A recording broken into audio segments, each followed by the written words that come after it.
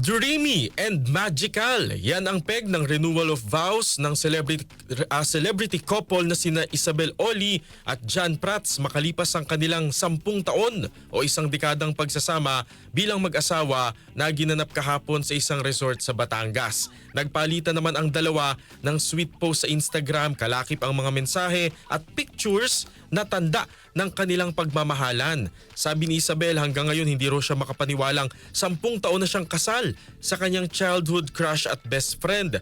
Nagpapasalamat siya ng lubos sa Panginoon dahil ang pagdating daw ni John sa kanyang buhay ay answered prayer. Samantala, short and sweet naman ang mensahe ni John sa kanyang asawa. Sabi niya, ang pagpapakasal kay Isabel ay ang tamang desisyon na ginawa niya sa kanyang buhay. Sina Isabel Oli at John Prats ay ikinasal noong May 2015 at biniyayaan ng 3 anak na sina Feather, Freedom at Forest.